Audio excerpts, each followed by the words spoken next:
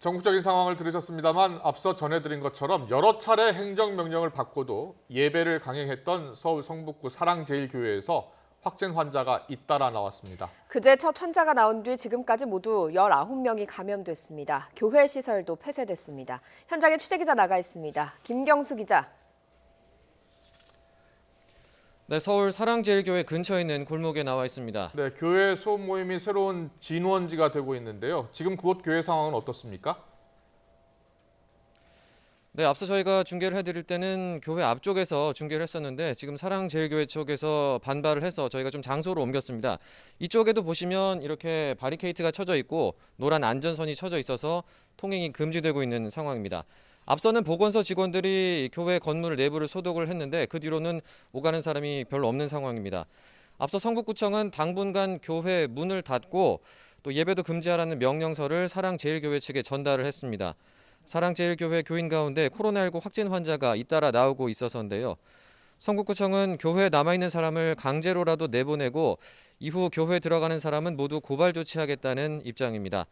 지난 12일 첫 확진자가 나온 이후로 사랑제일교회와 관련된 코로나19 환자는 모두 19명까지 늘었습니다.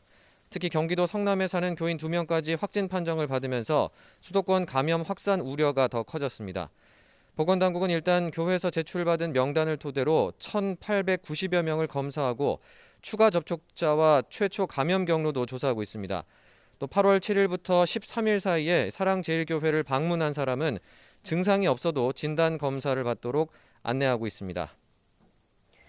네, 감염 확산 우려가 큰 상황입니다. 그런데 이 와중에 사랑제일교회가 내일 집회에 나설 가능성이 있다고요. 네, 그렇습니다. 사랑제일교회는 문재인 대통령 하야를 주장했던 전광훈 목사가 이끄는 교회로도 잘 알려져 있죠. 광복절인 내일 이 서울 종로구 사직로에서 대규모 집회를 열 예정인데 소속 교인들이 전국 각지에서 올라와 상경 집회를 할 것으로 전망이 됩니다. 사랑제일교회 확진자와 접촉한 교인들이 집회에 참가해서 감염이 확산하는 건 아닌지 걱정되는데요. 앞서 서울시는 사랑제일교회처럼 내일 대규모 집회를 예고한 단체 30여 곳에 집회 금지 조치를 내리기도 했습니다. 하지만 10여 개 단체는 집회 자유를 보장하라며 법원에 서울시의 행정명령을 정지해달라는 신청서까지 내고 있습니다. 또 전광훈 목사는 한 보수 유튜브 채널에 출연해 4.19 혁명은 허가받아서 했느냐며 집회 강행 의사를 밝히기도 했습니다.